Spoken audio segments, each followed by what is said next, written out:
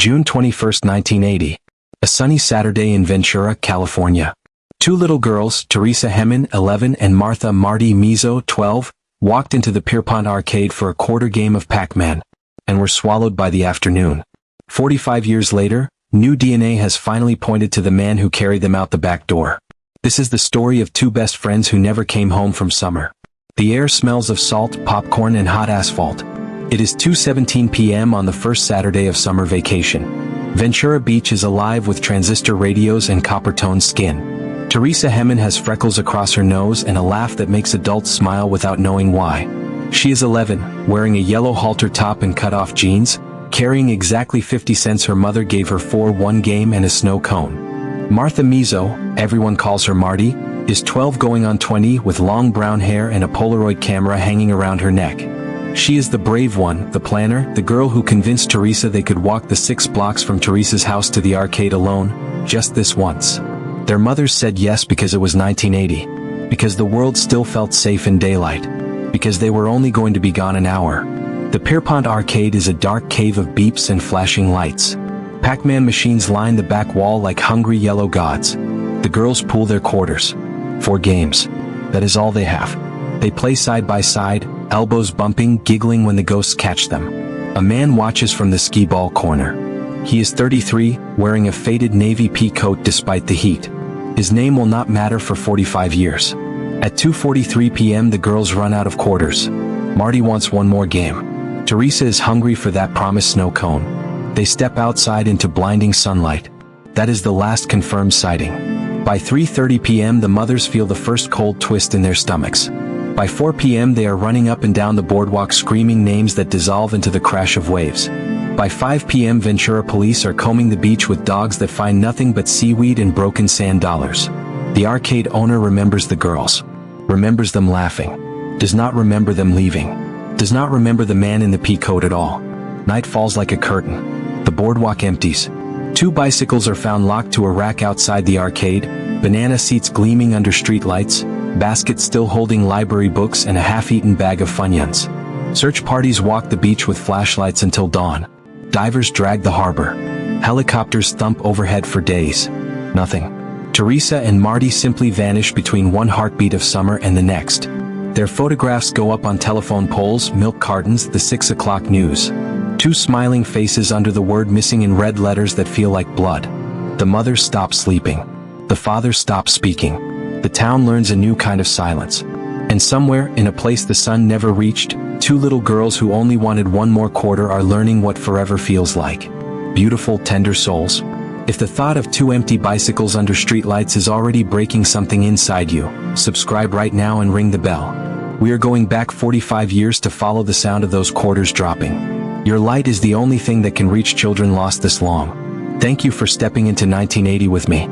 His name was Dennis Michael O'Keefe, 33 years old. 6'1", thin as a blade, with pale Irish skin that never tanned and eyes the color of dishwater. In every photograph from 1980 he is wearing the same navy pea coat, even when the temperature climbs past 95. He lived in a 1-room apartment above a laundromat 3 blocks from the Pierpont arcade. The landlord remembered him because he always paid rent in crisp 20s and never spoke unless spoken to. He worked odd jobs: carnival maintenance, day labor at the harbor, night janitor at the very arcade where the girls disappeared. No one thought to look at him twice. Not in 1980. Dennis had a history the police never saw. In 1974 he was arrested in Santa Barbara for annoying or molesting a 10-year-old girl at a different arcade. Charges dropped when the child became too afraid to testify. In 1977 he was questioned in the disappearance of a 12-year-old paper girl in Oxnard. No evidence. Released. The files never made it to Ventura. On the afternoon of June 21st, witnesses later remembered fragments. A teenage boy playing Galaga saw the man in the pea coat lean over the girl's Pac-Man machine and say something that made them laugh. He thought nothing of it. A cashier remembered Dennis buying 2 orange sodas for some kids and leaving through the employee exit at the back. She thought nothing of it. The employee exit opened onto an alley that led directly to the parking lot behind the laundromat. No cameras. No witnesses after 2:45 p.m. Just heat shimmering off asphalt and the distant scream of gulls. Dennis's apartment is searched 6 weeks later, only after a tip from an ex-girlfriend who finally came forward. They find Polaroids hidden inside a hollowed-out Bible. Teresa and Marty sitting on his couch, still in their summer clothes, eyes wide, mouths slightly open like they are about to ask a question that will never be answered. The timestamp on the backs, June 21, 1980, 3:06 p.m. They find Marty's Polaroid camera on a shelf, film removed. They find Teresa's yellow halter top folded neatly in a drawer, still smelling faintly of copper tone and terror. They do not find the girls. Dennis is long gone. He vanished the same week the bicycles were discovered, left the rent money on the counter and walked away wearing that same pea coat in 90-degree heat. A massive manhunt follows.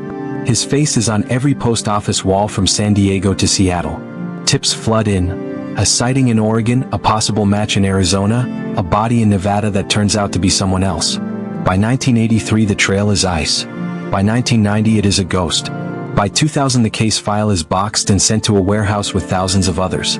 The mothers refuse to let it die. Teresa's mother, Linda Hemmen, starts the tradition of placing 2 quarters on the girls' empty chairs every Thanksgiving. She still does it in 2025. Marty's mother, Carol Mizzo, keeps Marty's bedroom exactly as it was, bed made, stuffed animals waiting, the Pac-Man bedsheets never changed. They meet every June 21st at the site of the old arcade, now a parking lot, and release 2 yellow balloons. They watch them rise until they disappear the way their daughters did. And for 44 years, Dennis Michael O'Keefe is a shadow that got away. Until March 2025. A construction crew breaking ground for a new beachfront hotel unearths something 20 feet down in the sand dunes behind where the laundromat used to stand. 2 small skeletons curled together like they fell asleep holding hands. Teresa still wearing the remnants of her yellow halter. Marty still clutching the strap of her Polaroid camera, now only rust and bone. The medical examiner finds ligature marks on both necks. Death by strangulation. Time of death, within hours of disappearance. DNA is recovered from the roots of Marty's hair. It is uploaded the same week. It matches a sample taken in 2019 from a man arrested for public intoxication in Tucson, Arizona. A drifter who died alone in a county hospital in 2021. Name on the intake form, Michael Dennis Keefe.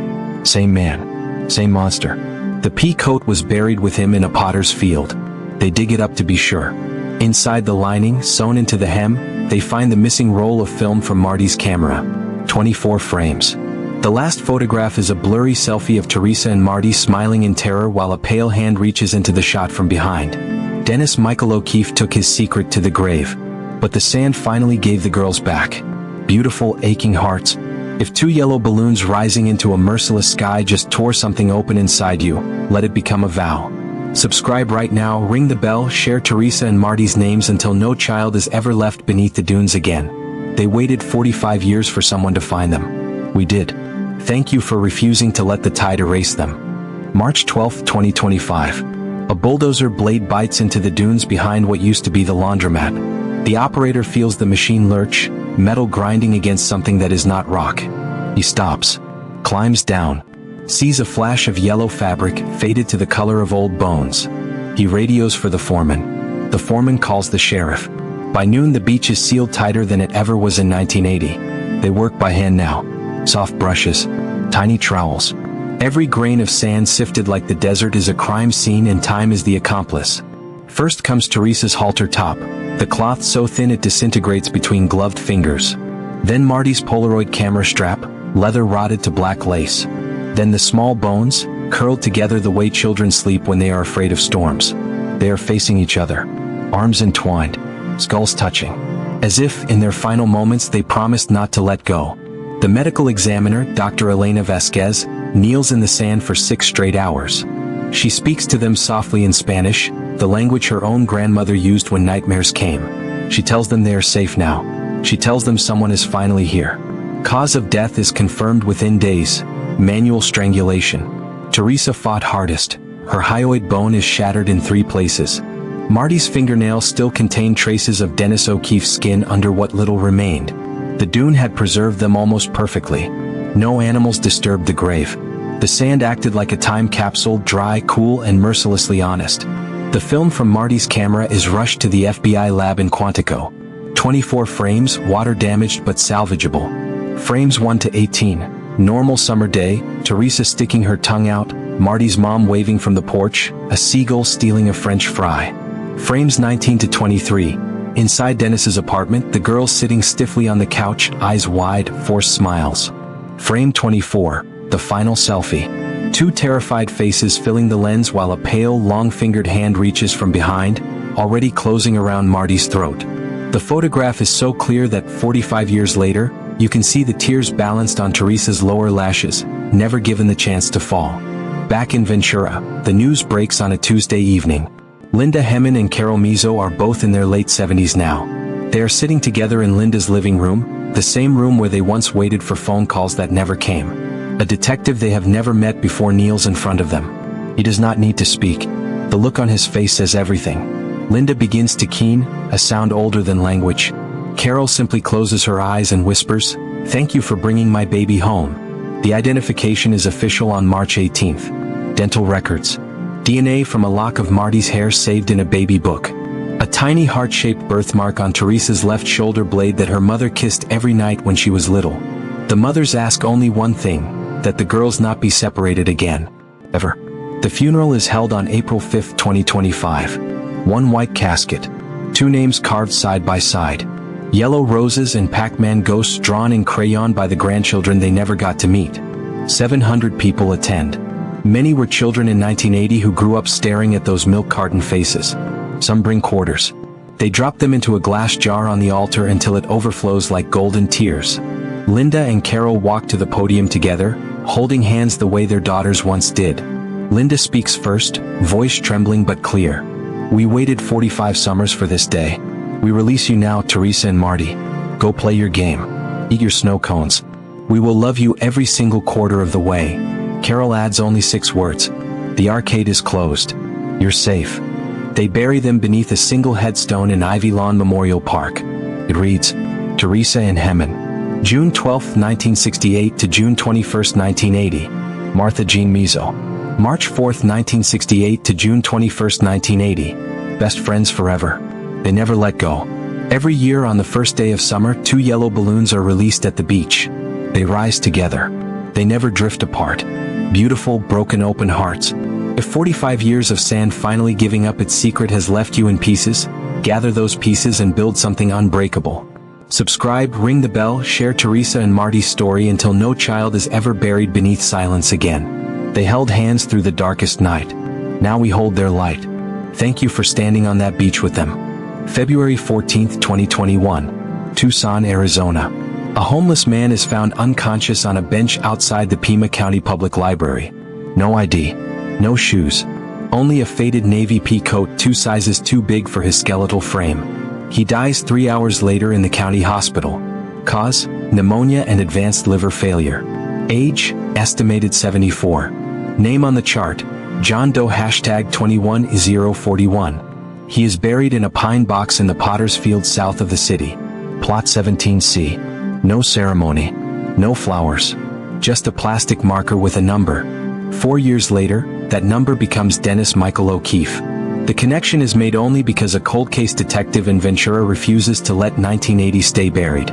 Detective Clint Cole, the same man who solved the Kristen Smart murder after 26 years, takes one look at the 2021 morgue photos and feels the hair rise on his neck. The eyes. The shape of the ears. The old burn scar on the left hand from a Carnival Friar accident in 1979. He orders the body exhumed. March 27, 2025.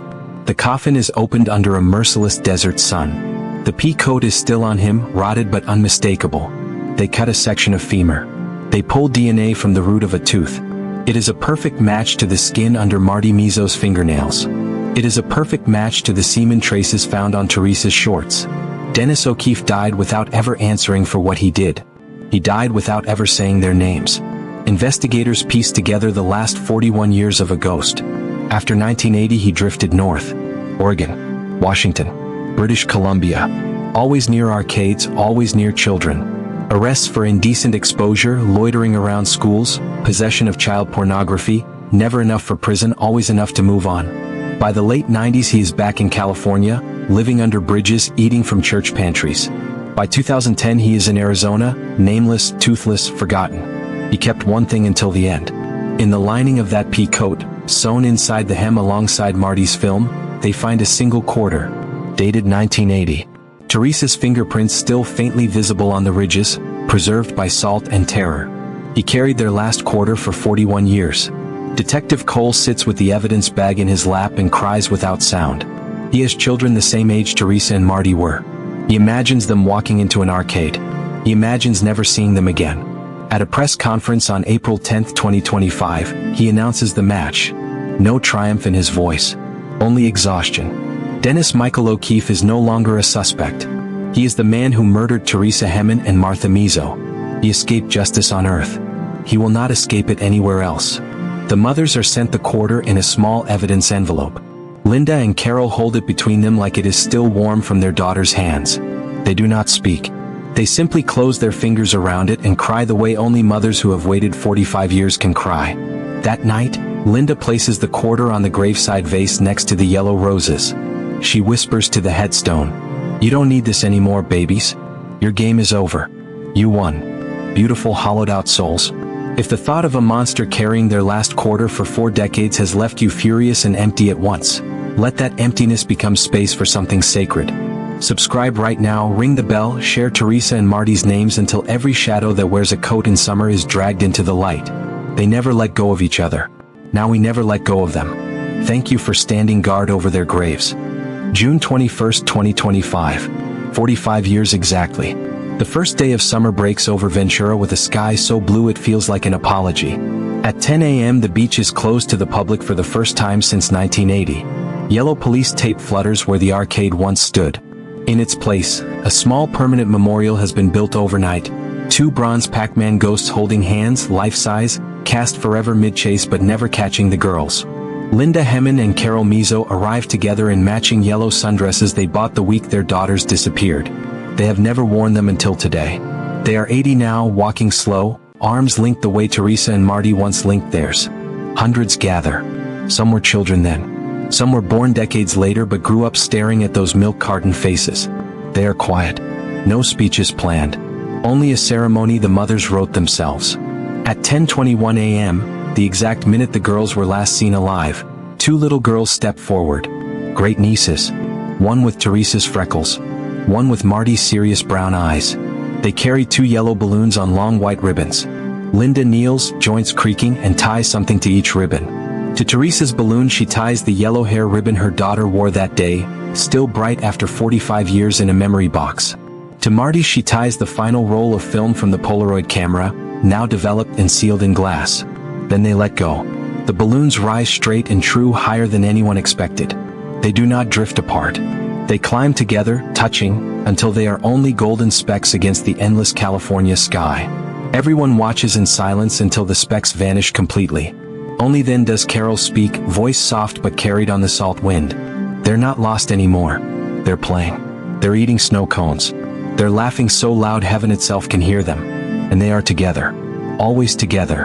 Linda opens her hand. In her palm rests the single 1980 quarter. She walks to the bronze ghosts and slips it into a small slot built into the base, an offering box no one knew was there. A hidden mechanism hums. Inside the sculpture, a gentle 8-bit melody begins to play, the original Pac-Man intermission tune. Soft, endless, perfect. The great nieces run to their grandmothers and wrap small arms around old legs. One asks, "Did they make it home, Grandma?" Linda smiles for the first time in 45 years without pain behind it. "They never left," she says. "They were just waiting for us to catch up." That night the beach lights stay on until dawn. People leave quarters in piles at the memorial. By morning they overflow onto the sand, glinting like tiny suns. The mothers sit on a bench facing the ocean until the stars come out. They do not cry anymore. They simply hold hands and listen to the waves that once swallowed screams now carrying only lullabies. In the years that follow, children grow up visiting the bronze ghosts. They drop quarters. They hear the music. They learn the names Teresa and Marty the way earlier generations learned in Frank or Emmett Till. The arcade is gone. The monster is dust. But 2 little girls in yellow and cutoffs live forever in bronze and memory, chasing ghosts that can never catch them again. And every June 21st, no matter the weather, 2 yellow balloons appear tied to the sculpture's hands. No one ever sees who puts them there. They are simply waiting when the sun rises, ribbons fluttering like they have been laughing all night. The balloons that once rose searching have finally, gently landed. Beautiful, healed and healing souls. This is where Teresa and Marty's story ends and where it lives forever. If two yellow balloons against the California sky just stitched something broken inside you, carry that mending into the world. Subscribe, ring the bell, share their names until every missing child has a place where the balloons come home. They held hands for 45 years in the dark. Now we hold their light. Thank you for walking every summer afternoon with them. Thank you for never letting the tide take them twice. I leave you with one quiet question to carry into every bright day ahead. When you see two yellow balloons in the sky, will you remember who they belong to? Keep watching the sky. Keep dropping the quarter. Keep the music playing. See you in the next case. The light stays on. For Teresa. For Marty. For all the children still waiting to land.